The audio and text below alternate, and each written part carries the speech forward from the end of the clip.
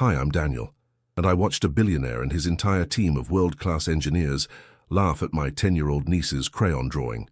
They were standing on the deck of a brand-new 300-foot superyacht, completely stumped by a problem that threatened to sink the whole vessel on its maiden voyage. They had millions of dollars in diagnostic equipment, but the answer was right there, in a little girl's sketchbook.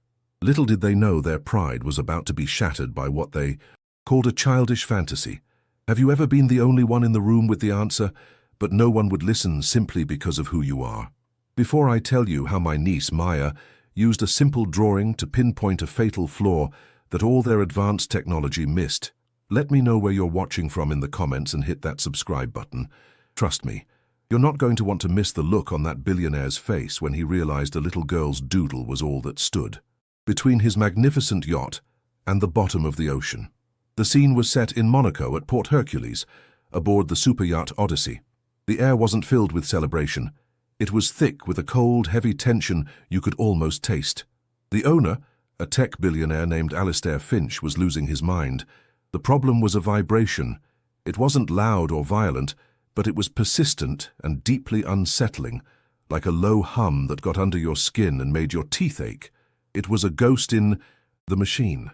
Finch had flown in the best marine engineers from Germany and Italy, and the shipyard's own experts were running around with worried faces, plugging laptops into every port they could find. They ran simulations, used thermal imaging, and deployed acoustic sensors, but they found nothing. They called it a new boat quirk, a phrase that only made Finch angrier.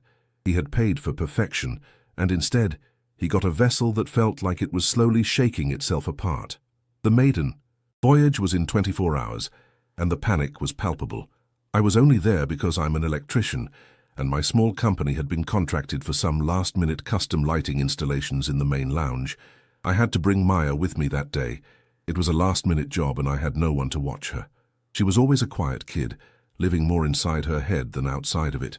She carried a sketchbook and a worn-out tin of colored pencils everywhere she went. For her, sounds weren't just things. You heard. They had colors, shapes, and textures. A functioning engine was a smooth, warm yellow spiral, while a faulty one was a jagged, angry red line. We didn't have a name for it then. We just knew it was Maya's way. We just saw them as doodles. While these highly paid experts argued over schematics and complex data charts, Maya was sitting quietly in a corner of the engine room, sketching. The low, resonant hum of the yacht's engines was all she could focus on. After a while, she walked over to Mr. Dubois, the lead engineer from the shipyard, a man whose pride was as immense as the yacht itself. She held up her notebook, pointing to a drawing. It showed the yacht, but with a dark, pulsing, spidery line originating from the engines and ending at a very specific point on the hull. Dubois glanced down, a condescending smile on his face. He patted her on the head and said, "That's very nice, little one, but the adults are busy. Go and play on the deck, and don't touch anything." I saw her face fall, the light in her eyes dimming as she retreated back to her corner. The humiliation was a physical thing. I felt it in my own chest. She wasn't just dismissed, she was made to feel insignificant, a nuisance. She closed her sketchbook and didn't open it again for the next hour. Meanwhile, the tension in the engine room only grew thicker. Finch stormed in, his face purple with rage after another diagnostic test came back with nothing. He was shouting at Dubois, his voice echoing off the cold steel walls about incompetence and wasted money. The team of engineers stood in defeated silence, their expensive equipment blinking uselessly. The vibration seemed to mock them, a subtle but constant reminder of their failure. They were so busy looking at their screens and listening to their machines that they had completely ignored the one person who was actually listening to the yacht itself. I walked over to her, my own hands clenched into fists in my pockets. I wanted to tell Dubois exactly what I thought of him, of his arrogance, but what good would it do? I'd be thrown off the job and Maya would be even more embarrassed. I knelt beside her and whispered, "Hey, don't worry about him. He's just stressed." But she wasn't crying. She looked at me with this strange old soul's clarity and said, "He's listening to the wrong things, Uncle Daniel. The noise isn't in the engine. It's the boat's bones crying." I didn't fully understand what she meant, but the certainty in her voice sent a shiver down my spine. She wasn't just a kid with crayons. She was a diagnostician whose tools were colors and feelings, and these so-called experts were deaf to her language. The scene descended further into a well-managed corporate panic. After Finch's outburst, Dubois, desperate to regain control, announced a new theory with false confidence. He declared the problem was a microscopic imbalance in the starboard propeller shaft. It was a classic engineering move. Blame the most complex, hard-to-reach component, making it sound like an incredibly sophisticated problem only they could solve. The German engineers nodded in weary agreement, more to appease Finch than out of genuine conviction. They started pulling out heavy tools and discussing the logistics of a partial disassembly, a procedure that would take hours and cost a fortune. It was a show of force, a display of busyness meant to look like progress. They were throwing everything they had at the problem, except for the one thing that mattered, an open mind. For the next 2 hours, the engine room was a cacophony of clanging metal, whirring power tools, and terse technical jargon. They were performing surgery on a perfectly healthy limb. I watched them, a team of the world's best, working with sweat on their brows and a growing desperation in their eyes. Finch paced the upper gantry like a caged tiger, his phone glued to his ear as he presumably postponed calls with other powerful people. And through it all, Maya sat on a coil of rope in the corner, perfectly still, just watching. She didn't sketch. She just watched their hands, their tools, their faces. I saw her head tilt slightly every time a new tool was used, as if she was cataloguing the sounds and how they interacted with the yacht's persistent, sickening hum. Then came the moment of truth. Dubois wiped his hands on a rag, strode over to the main control panel, and with a dramatic flourish, initiated the engine startup sequence. "Problem solved, Mr. Finch," he announced, his voice straining to sound triumphant. The engines spooled up. For a glorious 3 seconds, there was nothing but the clean, powerful roar of the turbines. A collective sigh of relief started to fill the room, and then it returned. The vibration. But it was worse now, sharper, more violent. It rattled a loose wrench on a countertop, making it dance with a terrifying metallic chatter. Their fix hadn't just failed. It had aggravated the yacht's injury. The silence that followed was heavier and more damning than any shouting match. It was the sound of absolute, unequivocal failure. Finch's face went from pale to a deep, blotchy red. He didn't shout this time. His voice was low, cold, and dripping with venom. "Get off my yacht," he said, his words cutting through the thick air. "All of you. Pack your useless equipment and get out. You are the most expensive, incompetent frauds I have ever had the misfortune of hiring." The engineers, including the proud Mr. Dubois, just stood there, their faces ashen, their professional pride shattered. They began to pack their things in a humiliated silence, avoiding eye contact with each other, and especially with Finch. The atmosphere was toxic, a mix of shame, anger, and the ever-present mocking vibration of the multi-million-dollar failure they were standing on. It felt like the end of several careers all at once. Amidst the quiet shuffle of the defeated engineers packing their cases, a young crewman nervously tried to clear some space and accidentally knocked over my open tool bag. Wrenches and screwdrivers scattered across the diamond plate floor with a loud clatter. As I knelt to pick them up, apologizing to the startled kid, I saw Maya out of the corner of my eye. She hadn't moved from her spot, but her focus had shifted. She was no longer looking at the engines or the engineers. Her gaze was fixed on a completely unremarkable section of the hull wall near the floor, about 20 feet away from the main engine assembly. Her eyes were narrowed in concentration, tracing a path along the cold steel that no one else could see. It was a moment of intense, silent communication between her and the vessel. I finished gathering my tools and walked over to her, keeping my voice low. "What is it, sweetie? What are you looking at?" She didn't look up at me. She just unzipped her little backpack, pulled out her sketchbook, and flipped to a clean page. Her hands, which had been still for hours, were now moving with a feverish intensity. She wasn't just doodling anymore, she was drawing a diagram. It was complex, with arrows, spirals, and jagged lines, all converging on one specific point. She used a dark purple crayon to draw a shape that looked like a spiderweb, a tiny, intricate pattern of fracture. Then she looked up at me, her eyes wide with urgency, and simply said, "It's here, and it's getting bigger."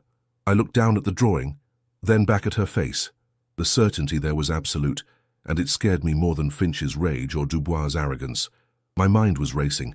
If I did nothing, we'd pack our tools, leave the yacht, and this whole nightmare would be over.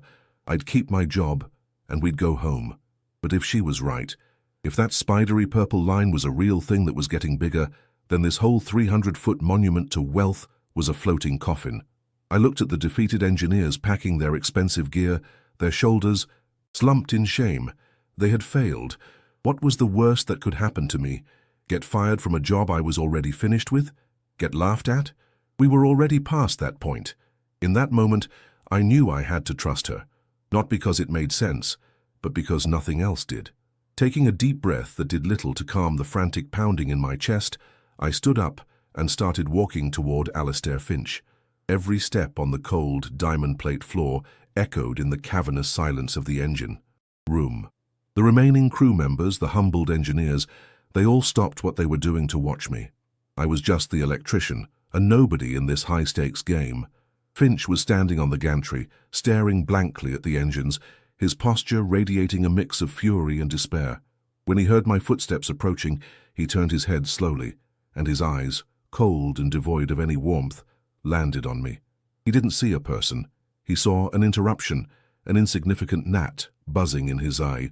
Orbit of misery. His expression was one of pure, undiluted contempt. My throat felt like sandpaper. "Mr. Finch," I started, my voice cracking slightly. I held up Maya's sketchbook, my hand trembling. "My niece, she thinks she found something." Finch didn't even glance at the book. A cruel, tired smirk twisted his lips.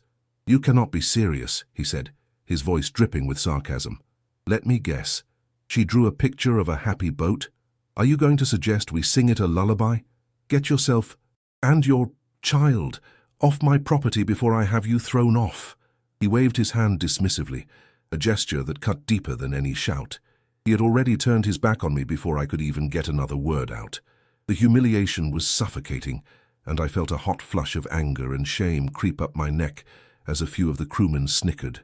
I was about to retreat, to just grab Maya and run, when I said almost to myself, "She said the boat's bones are crying." The phrase, so strange and childish, hung in the air. For some reason it made Finch stop. He didn't turn around, but he froze. Maybe it was the sheer absurdity of it. I pressed on, my voice gaining a desperate strength. "She drew this." I took a step closer, holding the book out again. "Look, she drew the access panel for the keel sensor conduit right here. She said the bad color is coming from behind it." As I said it, I realized what she'd done.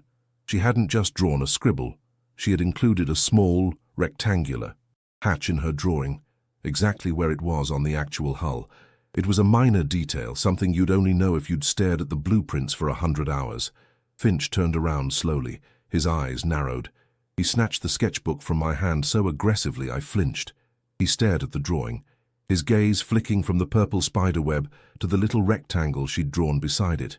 You could see the war happening on his face, the battle between his colossal pride and his raw, gnawing desperation. Mr. Dubois, seeing his chance to look superior one last time, strode forward. "Sir, with all due respect, this is a farce. We have scanned that entire section. There is nothing there. You are wasting your time on a child's fantasy." He spoke with the last vestiges of his authority, trying to pull Finch back into the world of logic and schematics, a world where they were the experts, and a little girl with a crayon was irrelevant. But his words had the opposite effect. Finch's desperation had clearly won. He completely ignored Dubois, his eyes locked on the drawing. He looked from the crayon-marked page to my niece, who was still sitting on the coil of rope, watching the whole exchange with a calm that was almost unnerving. He walked down from the gantry, the sketchbook clutched in his white-knuckled fist. He crossed the engine room floor, his expensive shoes making soft, deliberate sounds, and stopped right in front of Maya. He was a giant of a man, and she was so small, but for the first time, the power dynamic in the room felt balanced. He crouched down, not all the way, but enough to be closer to her level. He held out the sketchbook. His voice, when he finally spoke, was low and strained. "Show me," he commanded. Without a word, Maya slid off the rope, took her sketchbook from his hand, and started walking. A hush fell over the entire engine room. The low hum of the emergency lights and the constant cursed vibration were the only sounds. She walked, with a purpose that was both innocent and profound, her small sneakers padding softly on the steel floor. She passed the team of world-renowned engineers who stared at her with a mixture of pity and disbelief. She walked right past Mr. Dubois, who looked as if he'd just been slapped. She didn't look at any of them. Her focus was entirely on her destination, that blank, unremarkable stretch of the hull wall, far from the engines and all their complex machinery. She stopped and placed her small hand flat against the cold steel. She pointed to a spot on the wall a few inches above the floor. "Here," she said, her voice small but clear, cutting through the heavy silence. "The purple spiderweb is behind this wall. It's getting cracks." Dubois let out a short, incredulous laugh. "Mr. Finch, that is a reinforced section of the primary keel structure. It is solid titanium alloy, 3 inches thick. According to the ship's certified schematics, there is nothing behind it but another support beam. No conduits, no wiring, no sensors. Nothing that could possibly vibrate. She is pointing at one of the strongest parts of the entire vessel." He said it with such finality, as if he were reading from a holy text. He was trying to reassert the dominance of his world, the world of blueprints and proven facts, over this bizarre, intuitive intrusion. He looked at Finch, expecting him to finally see reason and end this embarrassing spectacle. Finch didn't even look at Dubois. His eyes were locked on my niece. He had the sketchbook open in his hand again, staring at the drawing, then at the spot on the wall where her small hand rested. You could see the gears turning in his head. On one side was logic, millions of dollars in engineering expertise, and the risk of looking like a complete and utter fool. On the other side was a little girl with a crayon drawing and a gut feeling that his entire team of experts had missed something catastrophic. Every instinct he had built his empire on, the ruthless, data-driven logic was screaming at him to stop, but the vibration was still there, a constant, terrifying reminder that his logic had already failed him. He looked at the defeated faces of the engineers, then back at Maya's calm, certain expression. He finally spoke, and his voice was flat, devoid of emotion. It was the voice of a man who had passed desperation and arrived at a place beyond it. "Get the plasma cutter," he said to one of the younger crewmen standing nearby. The young man just stared, his mouth slightly open. "Sir?" he stammered, as if he couldn't have possibly heard correctly. Finch's eyes snapped to him, and the cold fury was back. "Did I stutter? You heard me. Get the plasma cutter from the main workshop, and a heat shield now." The command was so absolute, so insane, that it broke the spell of disbelief. The crewman scrambled away, nearly tripping over his own feet in his haste to obey. Dubois looked like he was going to be physically ill. "Sir, you can't. Cutting into the hull will permanently compromise its structural integrity. It will void every warranty, every insurance policy." Finch turned his head to face Dubois, a slow, deliberate movement. His expression was utterly chilling. "Your professional opinion has been noted, Mr. Dubois. It has also proven to be spectacularly and expensively worthless.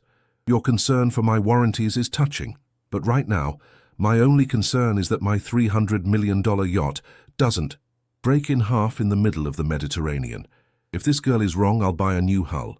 If you are wrong again, well, you've already demonstrated that possibility, haven't you?" He then looked at the other engineers. "As for the rest of you, your employment was terminated. Your presence here is no longer required or welcome. It wasn't a suggestion. It was an execution." Humiliated and finally broken, Dubois and his team turned and walked out of the engine room without another word, their footsteps echoing their defeat. The young crewman returned, pushing a heavy-duty rig carrying a plasma cutter. The machine looked like something out of a science fiction movie, a brutal piece of industrial hardware completely out of place in the pristine white engine room. He positioned it carefully, his hand shaking slightly as he uncoiled the thick cables. Another crew member held up a large, scorched-looking heat shield to protect the nearby components. The air became charged with an almost unbearable tension. No one spoke. The only sounds were the persistent, low-frequency hum of the yacht's failure and the high-pitched whine of the plasma cutter's capacitor charging up. Finch stood with his arms crossed, his face an unreadable mask of stone. He was all in. He had bet everything, his reputation, a fortune in potential damages, on the crayon drawing of a 10-year-old girl. The crewman, sweating under the hot lights, looked from the terrifying cutting nozzle to Finch. He needed a final confirmation before committing this act of industrial heresy. "Sir, where exactly do you want me to cut?" Finch didn't answer him. He looked at Maya, who hadn't moved an inch, her hand still pressed firmly against the wall. "Sweetheart," Finch said, his voice surprisingly gentle. "Can you draw a line for him? Show him where the box is." Maya nodded. She took a red crayon from her pocket, the color of anger, of danger, and drew a neat, straight rectangle on the polished white wall, about 2 feet by 3 feet, right around where her hand had been. It was a perfect bright red target on the immaculate surface of the multi-million-dollar yacht. It felt like the point of no return. The crewman took a deep, shaky breath, lowered his protective visor, and aimed the nozzle at the corner of the red crayon box Maya had drawn. He gave one last pleading look at Finch, who just gave a sharp, single nod.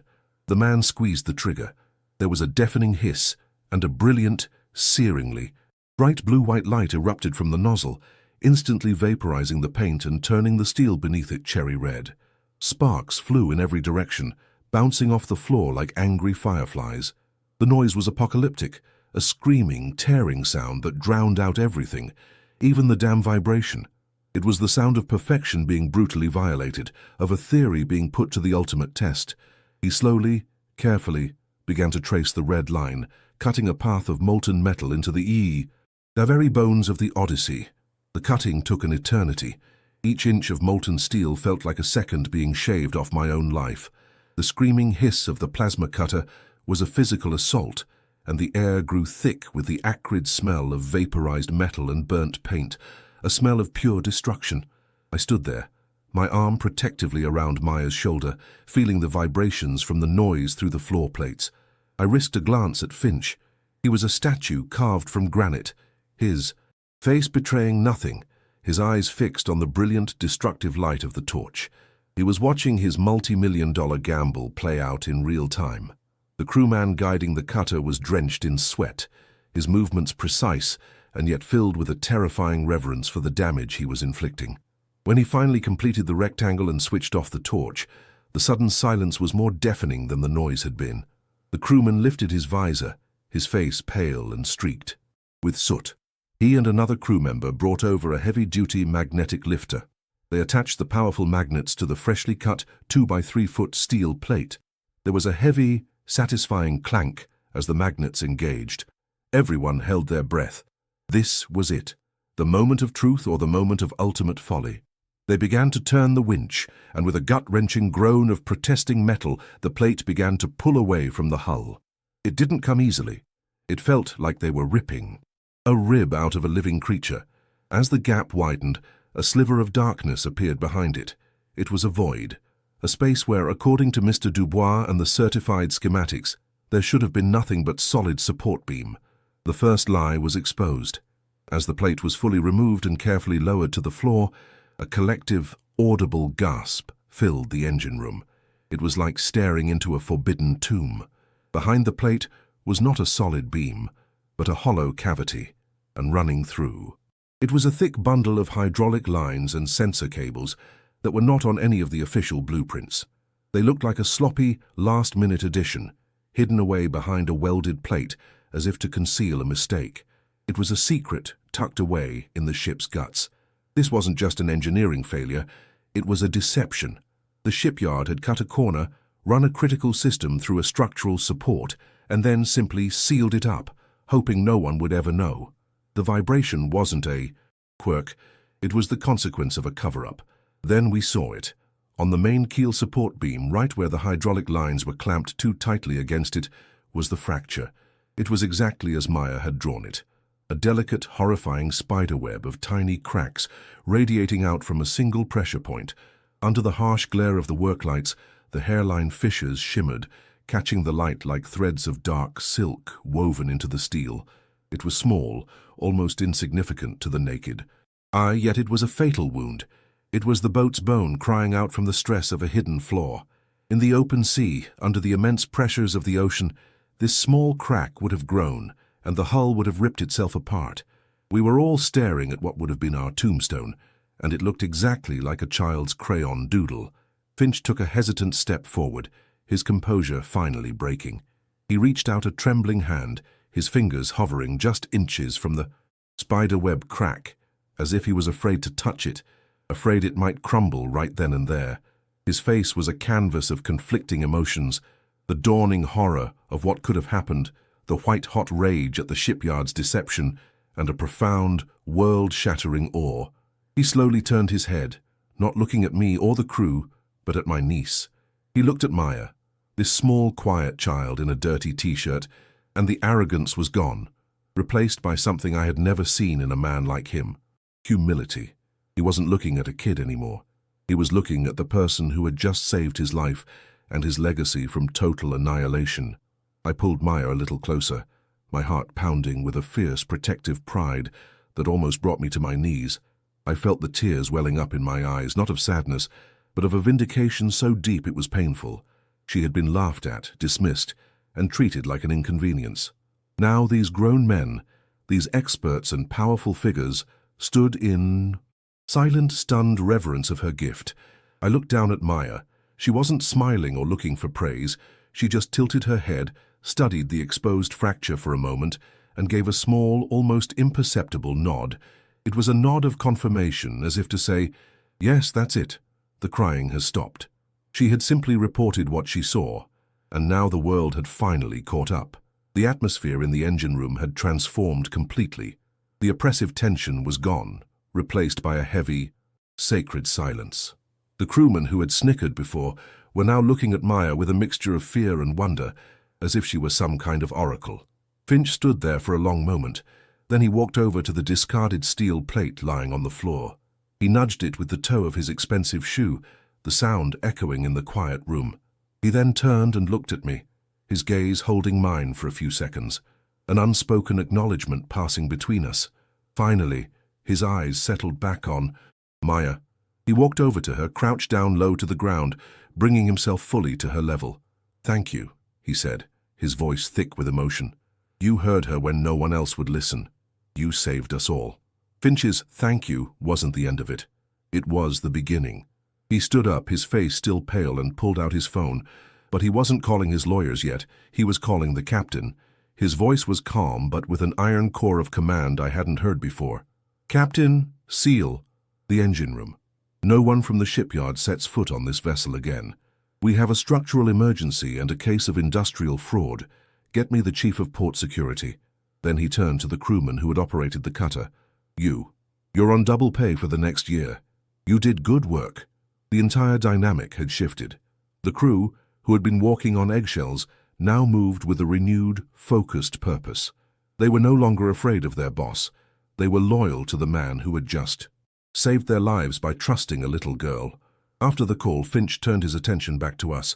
He looked at me, the electrician, and for the first time, he actually saw me. "Daniel," he said, using my name, "your contract for the lighting is fulfilled, but I'd like to offer you a new one, a permanent one, as a consultant." He then looked down at Maya, who was watching him with her usual quiet intensity. He gestured towards her sketchbook, which he was still holding. "And you, young lady, I think you and my design team have a lot to talk about. I've spent my life listening to data, to numbers. Today you taught me to listen to the colors." He wasn't offering a reward. He was offering respect. He was admitting that his world of schematics and algorithms was incomplete without her world of shapes and feelings. We didn't just leave through a service hatch. Finch had his personal assistant, a woman with a perpetually calm expression, escort us up from the engine room. We walked through the main salon with its plush white carpets and custom lighting I had installed just that morning. It felt like a different lifetime. Every crew member we passed stopped what they were doing and nodded, not at Finch, but at Maya. It was a silent, uniform gesture of profound respect. As we stepped onto the gangway and back onto the solid ground of the Monaco dock, I saw them in the distance. Dubois and his team, packing their vans, looking small and insignificant against the vast, glittering backdrop of the marina. They were ghosts already, their arrogance erased by the bright red crayon of a 10-year-old girl who just wanted the crying to stop. The next day, Finch's assistant called. It wasn't just an offer, it was a plan. He was suing the shipyard not just for damages but for fraud and endangerment. The news would eventually break and send shockwaves through the marine engineering world. But for us, the offer was personal. He wanted to establish the Finch-Maya Foundation for intuitive diagnostics, an organization dedicated to funding kids who, like her, saw the world differently, and he offered Maya a full scholarship to any school in the world, followed by a guaranteed lifelong apprenticeship with his top engineering teams. He wasn't just paying for a service. He was investing in a new way of thinking.